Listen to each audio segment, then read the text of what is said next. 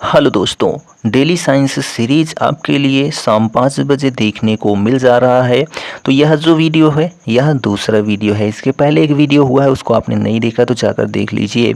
यहाँ पर जो कंटेंट है वह एकदम बेस्ट है, क्योंकि यहाँ पर वन लाइनर क्वेश्चन है, ठीक है। और उसके साथ आपको यह देखने को मिल रहा है कि कौन सा प्रश्न किस एग्ज़ाम में पूछा गया प्रश्न है, ठीक है। तो यहाँ पर यह जो वन लाइनर सीरीज है या साइंस सीरीज है, यह 200 प्लस पेज का चल रहा है। तो इसमें जो है आपको तीनों साइंस देखने को मिल जाएगा। तो चलिए देर न करते हुए वीडियो स्टार्ट करते हैं। तो देखिए आज का जो पॉइंट है, विभिन्न मापक यंत्र हैं। यह जो है किस एग्जाम में पूछे गए हैं, तो यह भी आपको देखने को मिलने वाला है। तो देखिए फर्स्ट पॉइंट है, फर्स्ट क्वेश्चन है, द्रवों का घनत्व मापने के लिए किसका प्रयोग किया जाता है? तो पिक्नोमीटर का प्रयोग किया जाता है। पिक्नोमीटर का प्रयोग जो है द्रवों का घनत्व मापने के लिए किया जाता है। वायुमंडल में आर्द्रता को मापने के लिए हाइग्रोमीटर का प्रयोग किया जाता है। मोस्ट इंपॉर्टेंट क्वेश्चन है, आप देख सकते हैं, ठीक है। वायुमंडल की आर्द्रता मापने के लिए हाइग्रोमीटर। दूध का घनत्व मापने के लिए लैक्टोमीटर मोस्ट इंपॉर्टेंट है। रेडियो धर्मिता मापी जाती है तो गीगर मूलर काउंटर के द्वारा, गीगर मूलर काउंटर के द्वारा रेडियो धर्मिता मापी जाती है। सागर की गहराई को मापने के लिए फैदोमीटर, फैदोमीटर, फैदोमीटर, ये दो होता है, ठीक है। फैदो, ये फैदो होता है, यहाँ पर फैथो लिख उठा है, ठीक है। तो फैदोमीटर होता है, मोस्ट इंपॉर्टेंट क्वेश्चन है, जो कि सागर की गहराई को मापता है, फैदोमीटर, ठीक। अगला क्वेश्चन है, टर्मिनल डॉपलर वेदर रडार यानी TDWR प्रयुक्त किया जाता है। तो खराब मौसम में हवाई जहाज़ों को उतारने में TDWR का प्रयोग किया जाता है। वह यंत्र जिसके उपयोग से अवशोषित या विकसित ऊष्मा को मापने के लिए किया जाता है प्रयोग, उसको कैलोरीमीटर कहते हैं।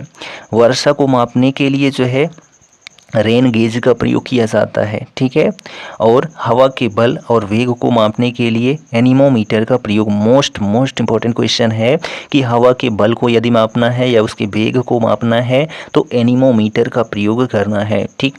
BMI की गणना के लिए जो सूत्र है वह कौन सा है? तो वजन, ठीक है, प्रति वजन जो होगा वह किग्रा में होगा, तो वजन प्रति लंबाई स्क्वायर मीटर स्क्वायर, ठीक है। अगला क्वेश्चन है, अन्वेषण के दौरान झूठ पकड़ने के लिए प्रयोग किया जा सकता है। तो नार्को टेस्ट का, ब्रेन मैपिंग टेस्ट का, पॉलीग्राफ टेस्ट का, तीनों का प्रयोग किया जा सकता है अन्वेषण के दौरान झूठ पकड़ने के लिए। Narco test, brain mapping test, polygraph test, ठीक। वह उपकरण जिसका उपयोग मानचित्र पर दूरी नापने के लिए किया जाता है उसको ओपिसोमीटर कहते हैं। क्या कहते हैं? ओपिसोमीटर, ठीक। अगला क्वेश्चन है कि वायु दाब को नापने वाला यंत्र कौन सा है? तो उसको बैरोमीटर कहते हैं। आप देख सकते हैं बहुत सारा इंपॉर्टेंट क्वेश्चन है क्या कि बैरोमीटर वायु दाब को नापता है। अति सूक्ष्म समय अंतराल जिसको नैनो सेकंड से भी कम होता है, यह नापे जाते हैं तो परमाणु घड़ी के द्वारा। पायरोमीटर कहा जाता है तो विकिरण तापमापी को पायरोमीटर कहा जाता है, ठीक। पायर हीलियोमीटर, ठीक है, पायर हीलियोमीटर का प्रयोग किया जाता है तो सोलर रेडिएशन को नापने के लिए, ठीक। 1500 डिग्री सेंटीग्रेड से अधिक ताप मापने हेतु जो है प्रयोग में लाया जाता है तो पायरोमीटर प्रयोग में लाया जाता है। अत्यधिक उच्च ताप को मापने में प्रयोग किया जाता है तो पायरोमीटर का प्रयोग किया जाता है, ठीक। वह थर्मामीटर जो 2000 डिग्री सेल्सियस मापने हेतु उपयुक्त होता है उसको पूर्ण विकिरण पायरोमीटर कहते हैं, ठीक। अगला क्वेश्चन देखिए कि सोनार अधिकांशतः प्रयोग में लाया जाता है तो नौ संचालकों के द्वारा सोनार का प्रयोग किया जाता है। भूकंप की तीव्रता का मापन किया जाता है तो सिस्मोग्राफ के द्वारा भूकंप की तीव्रता का मापन किया जाता है। तो ये देखिए परीक्षा में पूछे गए प्रश्न है। कलाई घड़ी में जो है प्रदर्शन युक्तियों में एवं पॉकेट कैलकुलेटरों में प्रयुक्त होते हैं तो द्रव क्रिस्टल, ठीक। रक्तदाब मापने के लिए यंत्र प्रयोग किया जाता है तो स्फिग्नोमीटर का प्रयोग किया जाता है रक्तदाब को मापने के लिए। डॉक्टरों द्वारा प्रयुक्त होने वाला स्टेथोस्कोप जो है किस सिद्धांत पर कार्य करता है? तो ध्वनि तरंगों के अध्यारोपण के सिद्धांत पर कार्य करता है जो स्टेथोस्कोप होता है। ठीक। अगला क्वेश्चन है, ऑक्सेनोमीटर का उपयोग किया जाता है। तो पौधों की वृद्धि दर को नापने के लिए ऑक्सेनोमीटर का प्रयोग किया जाता है। पारे का साधारणतया तापमापी यंत्रों में उपयोग किया जाता है क्योंकि इसकी विशेषता उच्च संचालन शक्ति है। ठीक। वस्तु की ऊंचाई नापने के लिए प्रयुक्त होता है तो एक सिक्स स्टेंट्स का प्रयोग किया जाता है वस्तु की ऊंचाई को नापने के लिए। प्रकाश की तीव्रता नापने के लिए किस उपकरण का? तो लक्स मीटर का प्रयोग किया जाता है प्रकाश की तीव्रता को मापने के लिए। अगला क्वेश्चन है, आमतौर पर समुद्र की गहराई मापी जाती है तो फैदम में। किसमें? फैदम में। ठीक है। झूठ का पता लगाने में पॉलीग्राफ का जब सवालों के उत्तर दिए जाते हैं तो यह माप करता है मस्तिष्क की सक्रियता एवं हृदय गति को। ठीक है। डॉक्टरों के स्टेथोस्कोप में ध्वनि बढ़ जाती है, इसका कारण क्या है? तो ध्वनि का परावर्तन है। सोनोग्राफी में तरंगें या किरणें जो हैं प्रयुक्त होती हैं तो पराश्रव्य तरंगें। ठीक है। जो सोनोग्राफी होता है ना, इसमें पराश्रव्य तरंगों का प्रयोग किया जाता है। ठीक। अगला क्वेश्चन देखिए कि फेमटो का अर्थ क्या है।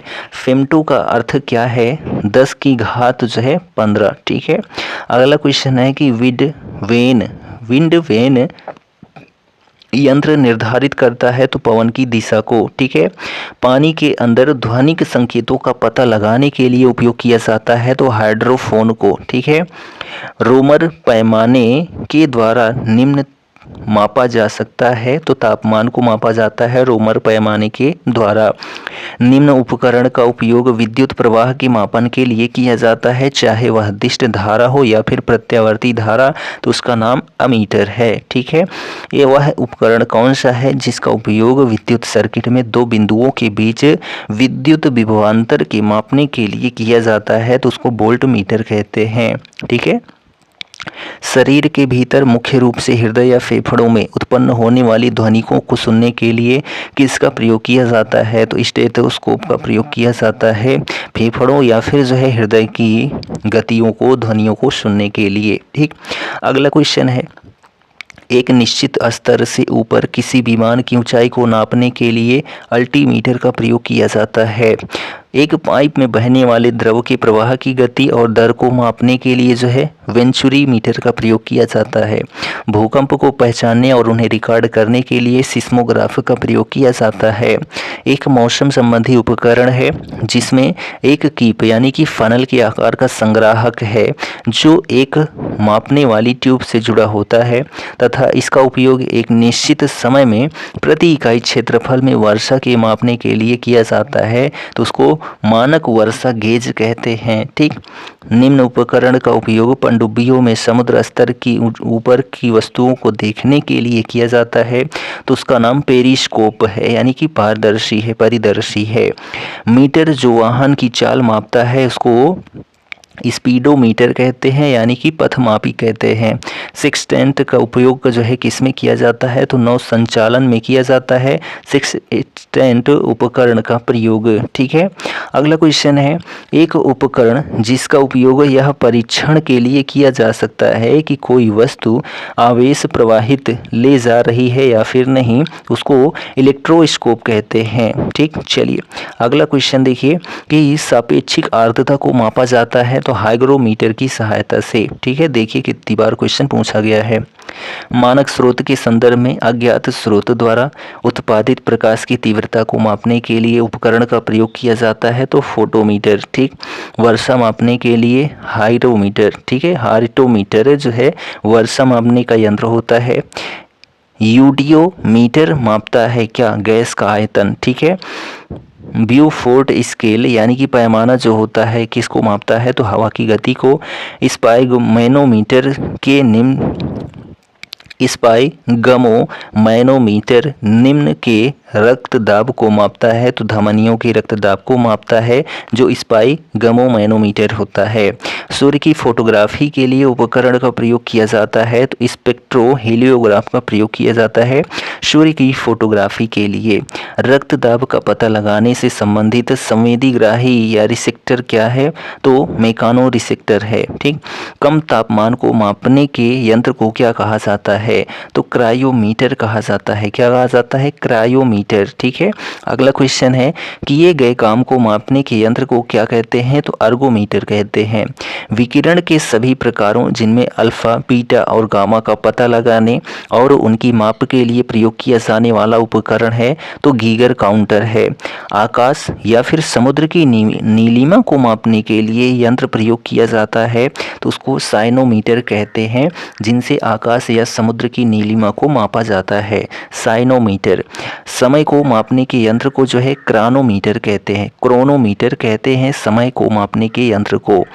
प्रकाश की तीव्रता को मापने के यंत्र को क्या कहा जाता है, तो ल्यूसीमीटर कहा जाता है। विशिष्ट गुरुत्व को मापने के लिए इस्तेमाल किए जाने वाले साधन को एयरोमीटर कहा जाता है, जिससे विशिष्ट गुरुत्व को मापा जाता है। हम दूध का विशिष्ट गुरुत्व मापेंगे किसकी सहायता से, तो हाइड्रोमीटर की सहायता से। विद्युत परिपथ में धारा का पता लगाने के लिए किस यंत्र का प्रयोग किया जाता है, तो गैल्वेनोमीटर का प्रयोग किया जाता है विद्युत परिपथ में धारा का पता लगाने के लिए। ठीक, विद्युत प्रतिरोध को मापने के लिए किस यंत्र का प्रयोग किया जाता है, तो ओम मीटर का प्रयोग किया जाता है विद्युत प्रतिरोध को मापने के लिए। अगला यहाँ पर कूट भाषा में है, अमीटर जो है तो विद्युत धारा को मापता है। हाइग्रोमीटर जो है यह सापेक्षिक आर्द्रता को मापता है। बैरोमीटर दाब को, और स्प्रिंग तुला जो है भार को मापता है। ठीक, अगला क्वेश्चन है यहाँ पर, स्टेथोस्कोप जो होता है हृदय की ध्वनि को सुनने के लिए प्रयोग किया जाता है। स्फिग्नोमीटर जो होता है रक्तदाब या रक्तचाप मापने के लिए। कैरेटोमीटर जो है सोने की शुद्धता का पता लगाने के लिए, और लक्समीटर जो है प्रकाश की तीव्रता मापने के लिए प्रयोग किया जाने वाला यंत्र होता है। ठीक, अगला क्वेश्चन है, एनीमोमीटर का प्रयोग वायु के वेग को, सीस्मोग्राफ का प्रयोग भूकंप की तीव्रता को, बैरोग्राफ का प्रयोग वायुमंडलीय दाब को, हाइग्रोमीटर का प्रयोग वायुमंडलीय आर्द्रता को मापने के लिए प्रयोग किया जाने वाला यंत्र है। ठीक, अब यहाँ पर हम बात करने वाले हैं यांत्रिकी एवं गुरुत्व के अधीन जो गतियाँ होती हैं उनसे संबंधित जो प्रश्न पूछे गए एग्जाम में हैं। ठीक है, तो यहाँ पर देखिए फर्स्ट क्वेश्चन है, ढालू सड़क पर पत्थर लुढ़काना ऊर्ध्व ऊपर की ओर उठाने से अधिक आसान होता है, क्योंकि पत्थर को लुढ़काने में किया गया कार्य इसे उठाने की अपेक्षा कम होता है। ठीक है, चलिए अगला क्वेश्चन है, नदी का बहता हुआ जल प्रकार का ऊर्जा संवाहन है, तो कैसी ऊर्जा है इसमें, गतिज ऊर्जा है। जब नदी का जो बहता हुआ जल है उसमें गतिज ऊर्जा का प्रयोग हुआ है। एक गतिशील बस में अचानक ब्रेक लगाने से सवारी आगे की ओर झुक जाती है, यह जो है न्यूटन के प्रथम नियम का पालन करता है, और यदि अचानक चल जाती है तब भी न्यूटन के प्रथम नियम का ही इसमें पालन हो रहा है। ठीक, अगला क्वेश्चन है, जेट इंजन के आधार पर काम करता है, तो रैखिक संवेग संरक्षण जो होता है इसी के सिद्धांत पर काम करता है जो जेट इंजन होता है। विसर्पी घर्षण होता है, तो सीमित घर्षण से थोड़ा कम होता है विसर्पी घर्षण। ठीक, एक साधारण लोलक की समय सीमा निर्भर करती है तो लोलक की लंबाई पर। गति जो कुछ समय के बाद खुद को दोहराती है उसे कहते हैं आवधिक गति। कौन सी गति? आवधिक गति। ठीक, नेक्स्ट क्वेश्चन है, गुरुत्वाकर्षण नहीं है तो कृत्रिम उपग्रह के पास स्थिर गति से दौड़ रही एक रेलगाड़ी में बैठा यात्री लंबवत ऊपर की दिशा में गेंद फेंकता है, वह गेंद गिरेगी तो यात्री के हाथ में गिरेगी यदि लंबवत गेंद फेंकता है तो। ठीक है, अगला क्वेश्चन है कि जी का मान जो है न्यूनतम होता है तो विषुवत रेखा पर जो जी का मान है, ठीक है, ग्रेविटी का मान है, वह विषुवत रेखा पर न्यूनतम होता है। अप्रयुक्त किताब 2 वर्ष के लिए शेल्फ पर बनी रही जब तक उसे हटाया नहीं गया था, यह एक उदाहरण है तो न्यूटन के गति के प्रथम नियम का उदाहरण है। ठीक है, क्रिया प्रतिक्रिया। यहाँ पर देखिए अगला क्वेश्चन है कि मैं दीवार पर मारने के लिए गेंद फेंकता हूँ और वह वापस मेरे पास आ जाती है। और यह किसका उदाहरण है? तो न्यूटन के गति के तृतीय नियम का उदाहरण है। ठीक है। अगला क्वेश्चन है, वह वेग है जिससे उपग्रह पृथ्वी की गुरुत्वीय शक्ति से बाहर निकल जाए उसे कहते हैं पलायन वेग। ठीक। अगला क्वेश्चन, एक सितार में ध्वनि तरंगें उत्पन्न होती हैं तो अप्रगामी एवं अनुप्रस्थ दोनों प्रकार की जो है तरंगें उत्पन्न होती हैं। नेक्स्ट क्वेश्चन है कि प्रत्येक क्रिया के लिए एक समान और विपरीत प्रतिक्रिया होती है, यह नियम है तो न्यूटन का नियम है। ठीक है, क्रिया प्रतिक्रिया का नियम। अगला क्वेश्चन देखिए यहाँ पर है कि लिफ्ट में किसी पिंड का आभासी भार उसके वास्तविक भार से अधिक होता है यदि लिफ्ट जो है ऊपर की ओर त्वरित होती है। एक भारहीन रबर के गुब्बारे में 200 ग्राम जल भरा जाता है, जल में इसका भार होगा तो शून्य होगा। जब किसी पिंड को चंद्रमा से पृथ्वी पर स्थानांतरित किया जाता है तो पृथ्वी पर उसका भार जो है बढ़ जाता है तथा मात्रा अपरिवर्तित रहती है। ठीक। जब किसी वस्तु को पृथ्वी से चंद्रमा पर ले जाया जाता है तो उसका भार घट जाता है। ठीक है। अगला क्वेश्चन है कि वस्तु की मात्रा बदलने पर अपरिवर्तित रहेगा तो क्या अपरिवर्तित रहेगा? तो घनत्व। यदि 100 ग्राम चीनी को आधा लीटर पानी में मिलाकर एक असंतृप्त चीनी का घोल तैयार किया जाए तो वह भौतिक राशि जो नहीं बदलेगी तो उसका जो आयतन है वह नहीं बदलता है। अगला क्वेश्चन है, लोलक घड़ियां गर्मियों में सुस्त हो जाती हैं क्योंकि लोलक की लंबाई बढ़ जाती है जिससे इसका दोलन में लगा हुआ समय भी बढ़ जाता है। जब कुएं से पानी की बाल्टी ऊपर खींचते हैं तो हमें महसूस होता है कि बाल्टी पानी की सतह से ऊपर भारी हो गई है। ठीक। अगला क्वेश्चन है, पीसा की झुकी हुई मीनार गिर नहीं जाती है क्योंकि गुरुत्वाकर्षण केंद्र से जाने वाली ऊर्ध्वाधर लाइन तल के अंदर रहती है इस वजह से। ठीक। समान गति से जा रहे हवाई जहाज से यदि एक बम नीचे गिराया जाता है तो बम के नीचे पहुंचने तक हवाई जहाज की स्थिति होगी तो बम के ठीक ऊपर होगी। ठीक। प्रेशर कुकर के अंदर का उच्चतम ताप जो है निर्भर करेगा तो ऊपर के छेद का क्षेत्रफल व उस पर रखे गए वजन पर। ठीक है। हवाई जहाज से यात्रा करते समय पेन से स्याही निकलने लगती है तो वायु दाब में कमी के कारण। रॉकेट कार्य करता है तो संवेग संरक्षण के सिद्धांत पर कार्य करता है जो रॉकेट होता है। जेट इंजन कार्य करता है तो रैखिक संवेग संरक्षण के सिद्धांत पर जेट इंजन कार्य करता है। अगला क्वेश्चन है कि यदि पृथ्वी का गुरुत्वाकर्षण बल अचानक लुप्त हो जाता है तो परिणाम क्या होगा? वस्तु का भार शून्य हो जाएगा परंतु द्रव्यमान वही रहेगा। यदि पृथ्वी और सूर्य की दूरी जो है उनके स्थान पर दोगुनी होती तो सूर्य द्वारा पृथ्वी पर गुरुत्वाकर्षण बल जो पड़ता वह होता तो अब जितना है उसका चौथा भाग पड़ता। ठीक। चलिए अगला क्वेश्चन है कि किसी वस्तु का भार जो है ध्रुवों पर अधिकतम होता है। ठीक है। और विषुवत रेखा पर क्या होता है? कम होता है। ठीक। लोहे की एक गेंद जिसका पृथ्वी पर भार जो है 10 किलोग्राम है का अंतरिक्ष में भार कितना होगा? तो शून्य होगा। मानव शरीर का भार अधिकतम होता है तो ध्रुवों पर अधिकतम होता है। वायुमंडलीय दाब का अचानक गिरना इंगित करता है तो तूफान को इंगित करता है यदि वायुमंडलीय दाब का अचानक गिर गया है तो। ठीक। एक व्यक्ति स्थिर जल में नाव में खड़ा है, यदि वह किनारे की ओर चले तो नाव किनारे से दूर बढ़ेगी। ठीक है। पानी से भरे एक बीकर में बर्फ का टुकड़ा तैर रहा है, जब संपूर्ण बर्फ पिघल जाएगी तो पानी की सतह अपरिवर्तित रहेगी। एक व्यक्ति चलती रेलगाड़ी में इंजन की ओर मुंह करके खड़ा है, वह एक सिक्का उछालता है जो उसके पीछे गिरता है। रेलगाड़ी चल रही है तो आगे गतिवर्धन के साथ चल रही है। ठीक। नदियों में पानी के बहाव के लिए जिम्मेदार होता है तो घर्षण का बल। ठीक। पानी का घनत्व अधिकतम होता है तो 4 डिग्री सेल्सियस पर पानी का घनत्व अधिकतम होता है। जल का अधिकतम घनत्व होता है तो 277 केल्विन पर। ठीक है। एक ट्रेन जैसे कि चलना आरंभ करती है उसमें बैठे हुए यात्री का पीछे की ओर झुक जाता है, इसका कारण स्थिरता का जड़त्व है। स्थिरता का जड़त्व है यानी जड़त्व का नियम है जो न्यूटन का प्रथम नियम है गति का।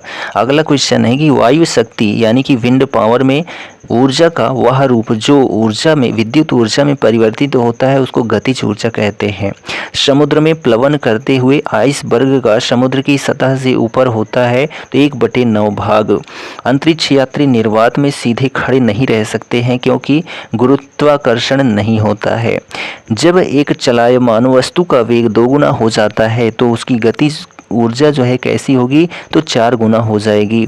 एक अंतरिक्ष यान जो चक्कर लगा रहा है से एक सेब छोड़ा जाता है तो वह अंतरिक्ष यान के साथ साथ उसी गति के समान होगा, ठीक है, उसी गति से गतिमान होगा। अगला क्वेश्चन है कलाई घड़ियों में प्रदर्शन युक्तियों में एवं पॉकेट कैलकुलेटर में प्रयुक्त होते हैं तो द्रव क्रिस्टल, ठीक। जब एक व्यक्ति उपग्रह में पृथ्वी के चक्कर लगाता है, जब एक व्यक्ति उपग्रह में पृथ्वी के चक्कर लगाता है तो उसका द्रव्यमान अपरिवर्तनीय रहता है परंतु भार शून्य हो जाता है।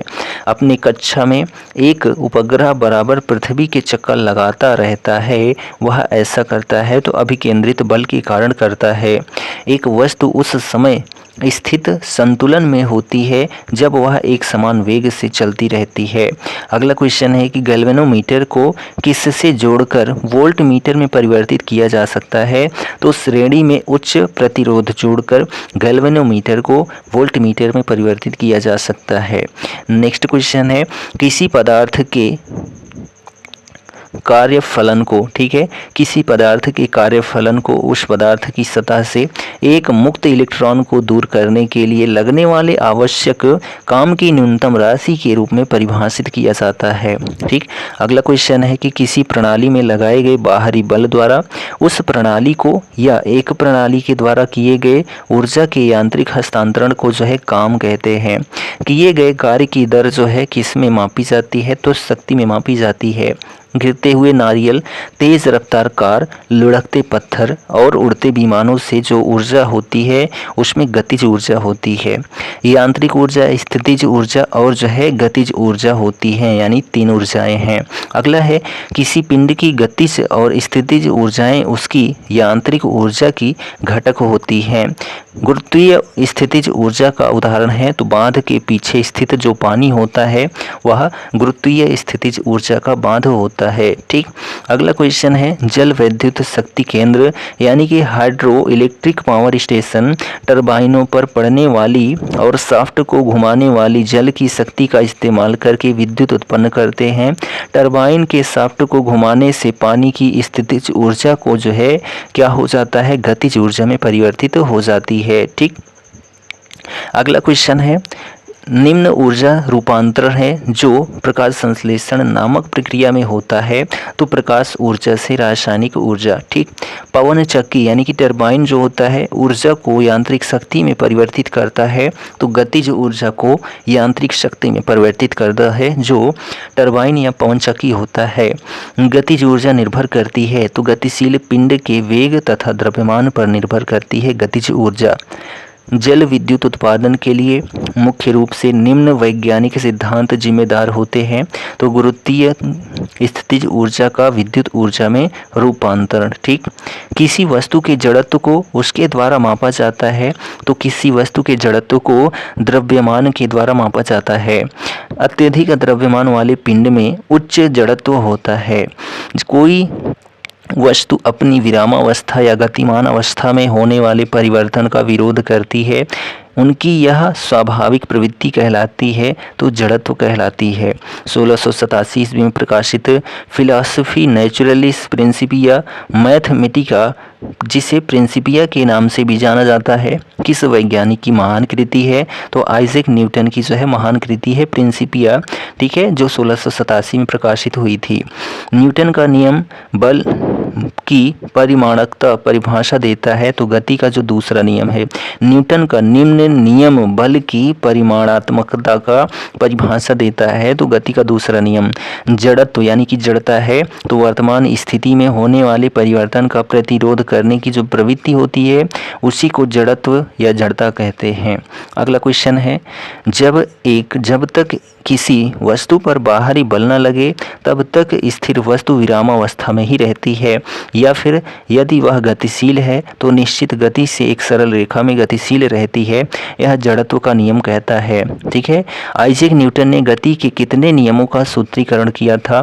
तो 3 नियमों का सूत्रीकरण किया था। एक तोप फायरिंग के बाद पीछे हटती है, न्यूटन की गति का तीसरा नियम कहता है क्रिया प्रतिक्रिया का नियम। ठीक है, न्यूटन का पहला नियम के रूप में जाना जाता है तो जड़त्व का नियम जो है यह न्यूटन की गति का प्रथम नियम जाना जाता है, जड़त्व का नियम या जड़ता का नियम। एक वस्तु जब तक स्थिर है तब तक वह स्थिर रहेगी और गतिमान है तो वह गतिमान ही रहेगी जब तक उस पर कोई बाह्य बल न लगाया जाए या न किया जाए, उसको जो है प्रथम नियम कहते हैं न्यूटन का। ठीक है, चलिए अगला क्वेश्चन है, जब वस्तु पर जो है कार्य करता है, एक बल उस वस्तु पर कार्य करता है जो चलने के लिए स्वतंत्र है। यदि हमें बल की मात्रा तथा वस्तु का द्रव्यमान ज्ञात है तो न्यूटन की गति का दूसरा नियम हमें वस्तु के त्वरण को निर्धारित करने में सक्षम बनाता है। ठीक, रॉकेट प्रणोदन प्रौद्योगिकी यानी कि रॉकेट प्रोपल्शन टेक्नोलॉजी निम्न वैज्ञानिक सिद्धांत पर काम करता है तो न्यूटन की गति के नियम पर। बल के आयाम हैं तो mLT⁻²। ठीक है, नेक्स्ट क्वेश्चन है, यदि 2 बल विपरीत दिशाओं में किसी पिंड पर कार्य करते हैं तो उस पर कार्य करने वाले शुद्ध बल का परिमाण दोनों बलों के परिमाण का क्या होता है? अंतर होता है। निम्न मात्रा को मरोड़ संतुलन का उपयोग करके मापा जाता है तो बल के परास का घातांक 10⁻16 m यानी कि मीटर होता है तो दुर्बल नाभिकीय का। ठीक, बल आघूर्ण की दिशा होती है तो प्रयुक्त बल की दिशा के लंबवत होती है। बल आघूर्ण की SI इकाई क्या होती है? तो न्यूटन मीटर होती है। बल के अनुप्रयोग के बिंदु और रोटेशन के धुरी की बीच की सीधी दूरी को कहते हैं तो आघूर्ण भुजा कहते हैं। ठीक है, नेक्स्ट क्वेश्चन है, घूर्णन करने वाली वस्तु पर लगाए गए एक बड़े बल का परिणाम बड़े में बल आघूर्ण होता है। ठीक है, बल आघूर्ण में होता है। चलिए अगला क्वेश्चन है, विज्ञान में किसी वस्तु पर लगने वाले धक्के या खिंचाव को क्या कहते हैं? तो बल कहते हैं। यदि स्थिति और संवेग में अनिश्चितता बराबर है तो वेग में अनिश्चितता होगी तो 1/2 m√h/π। ठीक है, अगला क्वेश्चन है, दूरी का सूत्र क्या है? तो गति गुणे समय है। ठीक है, दूरी बराबर चाल गुणे समय होता है। दिया गया समीकरण एक वृत्ताकार पथ पर पड़ने वाली या चलने वाली पिंड की गति का गुण प्रदान करता है। इस समीकरण में v है तो चाल या फिर गति है। किसी वस्तु द्वारा एकांक समय में तय की गई दूरी को क्या कहते हैं? तो चाल कहते हैं। किसी वस्तु को किस प्रकार की गति में कहा जाएगा? यदि किसी सरल रेखा में चलते हुए उसकी चाल परिवर्तित होती रहती है तो उसको असमान गति कहते हैं। प्रक्षेप के पथ को उसका जो है प्रक्षेप पथ कहा जाता है। जब किसी कण को ऊर्ध्वाधर ऊपर की ओर फेंका जाता है और जब वह सबसे ऊंचे बिंदु तक पहुंच जाता है तो उसका त्वरण नीचे की ओर होता है। जब एक गेंद ऊपर फेंकी जाती है तो निम्न परिवर्तन नहीं होता है तो त्वरण में परिवर्तन नहीं होता है। अगला क्वेश्चन है, एक प्रक्षेप गति में प्राप्त की गई क्षैतिज सीमा एक समान होती है चाहे वस्तु को थीटा और जो है 90 अंश ऋण थीटा पर प्रक्षेपित ही क्यों न किया जाए। एक तोप का गोला दागा गया है, इस गोले की गति जो है प्रक्षेप गति का एक उदाहरण है। यदि कोई वस्तु ऊपर की ओर फेंकी जाए तो अधिकतम ऊंचाई पर पहुंचने पर उसका जो वेग होगा 0 मीटर प्रति सेकंड हो जाएगा। ठीक, पृथ्वी की सतह से फायर किए गए प्रक्षेप की गति के दौरान उसके वेग का क्षैतिज घटक स्थिर रहता है। प्रति इकाई समय में किसी वस्तु के वेग में परिवर्तन की दर क्या कहलाती है? तो त्वरण कहलाती है। ठीक, त्वरण के एसआई मात्रक में सेकंड का घातांक क्या होता है? तो 2 होता है। ठीक है, त्वरण के परिवर्तन की दर के बराबर है तो वेग, त्वरण वेग के परिवर्तन की दर के बराबर है। त्वरण होता है तो मात्रा का व्युत्क्रमानुपाती बल का समानुपाती होता है जो त्वरण होता है। एक वेग समय ग्राफ की ढलान दर्शाती है तो त्वरण को दर्शाती है। गति का एक समीकरण है तो 2s बराबर 2ut प्लस at स्क्वायर। ठीक है, इस प्रकार के घर्षण को स्वयं समायोजन बल का माना जाता है। तो स्थैतिक घर्षण को जो है स्वयं समायोजन बल माना जाता है। अगला क्वेश्चन देखिए, तो घर्षण सतहों की चिकनाई पर निर्भर करता है। घर्षण बल हमेशा प्रयुक्त बलों का विरोध करता है। हम बिना फिसले पृथ्वी पर चलने में सक्षम हैं घर्षण बल के कारण। ठीक है, ब्रेक लगाने पर वाहन को रोकने वाले बल को घर्षण बल ही कहा जाता है। यदि कोई वस्तु किसी सतह पर फिसलती है तो उसके बीच गति का प्रतिरोध करने वाला जो बल होता है उसको घर्षण बल कहते हैं। यदि गति में रहते हुए घूर्णन की धुरी किसी वस्तु में से होकर गुजरती है तो उस गति को जो है घुमाव गति कहा जाता है।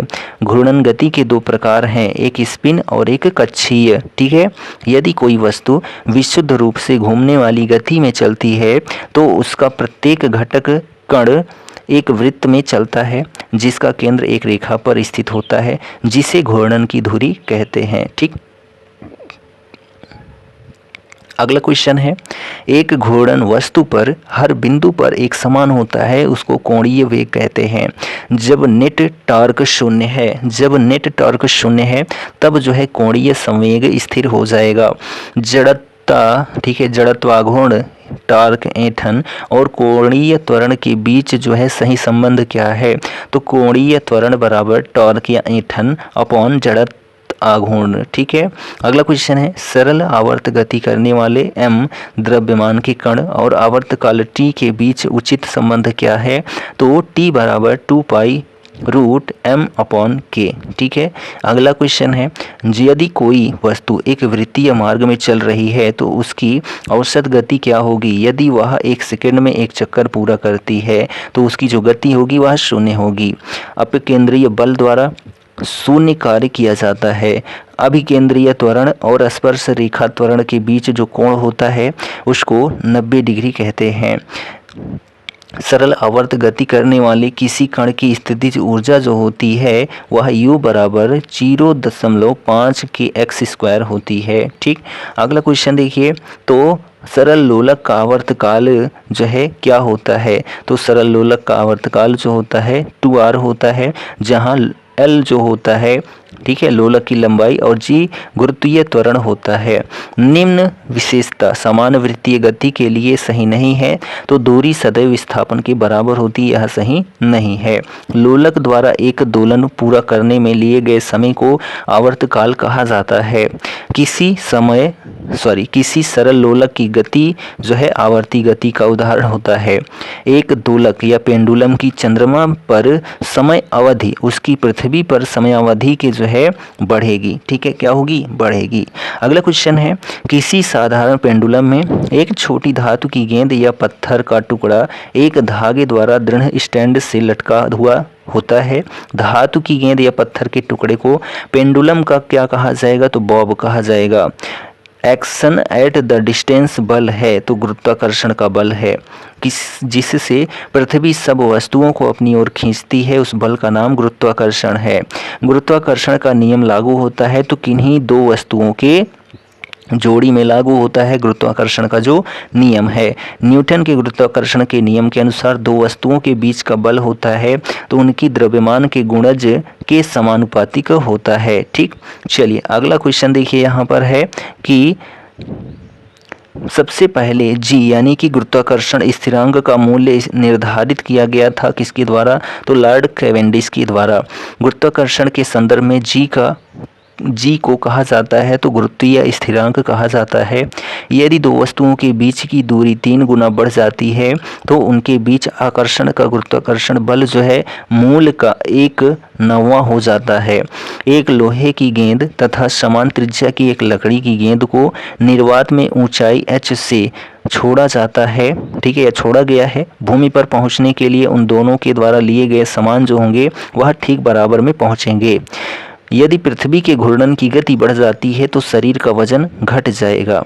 जी का अर्थ पृथ्वी की गुरुत्वाकर्षण शक्ति के कारण उत्पन्न होता है, तो जी का मान जो होता है 9.8 मीटर प्रति सेकंड स्क्वायर होता है, जो जी का मान है 9.8 मीटर प्रति सेकंड स्क्वायर। ठीक, पृथ्वी की सतह से 2r की दूरी पर गुरुत्वाकर्षण g के कारण त्वरण का जो मान है g/9 होता है, जहां r पृथ्वी की त्रिज्या है। ठीक, जब अंतरिक्ष यान से पृथ्वी का परिक्रमण किया जाता है तो भारहीनता क्यों महसूस हो जाती है, तो शून्य गुरुत्वाकर्षण के कारण। ठीक, यदि पृथ्वी की त्रिज्या कम हो जाती है और इसका द्रव्यमान स्थिर रहता है तो गुरुत्वाकर्षण के कारण त्वरण का जो मान होगा ना वह अधिक होगा। ठीक है, चलिए अगला क्वेश्चन देखिए, यहाँ पर है कि एक लिफ्ट जो एक समान वेग के साथ नीचे जा रही है उसमें किसी व्यक्ति का स्पष्ट वजन होता है, तो उसी के बराबर वजन जब व्यक्ति स्थिर रहता है। एक ग्रह पर गुरुत्वाकर्षण के कारण जो है ग्रह की सतह से ऊंचाई में वृद्धि के साथ त्वरण कम हो जाता है। पृथ्वी के केंद्र में गुरुत्वाकर्षण के कारण त्वरण का मान जो होता है वह शून्य होता है। किसी वस्तु का अधिकतम भार किस स्थिति में होगा, तो पृथ्वी की ध्रुवों पर जो है किसी वस्तु का अधिकतम भार होगा। किसी पिंड का वजन पृथ्वी के केंद्र में होता है तो शून्य होता है।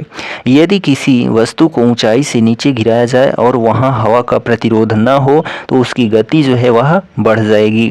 ठीक है, पृथ्वी के केंद्र से 2r की ऊंचाई पर स्थित व्यक्ति का वजन 1/4 हो जाता है, जहां r पृथ्वी की त्रिज्या होती है। ठीक है, एक वस्तु को एक निश्चित ऊंचाई से मुक्त रूप से गिराने पर वह 1 सेकंड में जमीन तक पहुंचता है। जमीन के साथ टकराने पर उसका वेग जो होगा वह 9.8 मीटर प्रति सेकंड होगा। किसी शरीर के भार यानी कि W यानी कि वेट इस सूत्र द्वारा मापा जा सकता है, तो W बराबर mg। ठीक है, अगला क्वेश्चन है, अगला पॉइंट है, तो ध्यान दीजिए। किसी ग्रह की त्रिज्या r की कक्षा में परिक्रमा अवधि t है, त्रिज्या 4r की कक्षा में परिक्रमा अवधि क्या होगी, तो 8t होगी। ठीक है, अगला क्वेश्चन है, उपग्रह को जब एक बार कक्षा में स्थापित कर दिया जाता है तो इसकी गति को नियंत्रित करने वाला एकमात्र बल होता है, तो गुरुत्वाकर्षण बल होता है। अगला और आखिरी प्रश्न है, कूट भाषा में है, तो विशेषताएं और कण, तो शून्य द्रव्यमान विशेषता है किसकी, तो न्यूट्रिनो की, और भिन्नात्मक चार्ज जो है यह क्वार्क की विशेषता है। ठीक, और भिन्नात्मक स्पिन जो है पोसिट्रॉन की विशेषता है, और इंटीग्रल स्पिन जो है यह बोसान की विशेषता है। तो यहाँ पर हमारे 2 पॉइंट्स कंप्लीट हो जाते हैं साइंस के। तो यह डेली आपको शाम 5 बजे देखने को मिलेगा, और यह जब तक कंप्लीट नहीं हो जाता है तब तक आपको देखने को मिलेगा। 200+ पेज हैं। ठीक है, और यह जो हमारा पेज चल रहा है यह हमारा पेज 17 है, तो आप समझ सकते हैं यहाँ से आपको बहुत कुछ सीखने को मिलेगा साइंस में। ठीक है, तो यह वीडियो आपको कैसा लगा कमेंट करके ज़रूर बताएं। चैनल पर नए हैं तो चैनल को सब्सक्राइब भी कर लें, और इस चैनल को आप सपोर्ट ज़रूर करें, आपसे हम आग्रह करते हैं। मिलते हैं नेक्स्ट वीडियो में, तब तक के लिए जय हिंद, good bye and take care.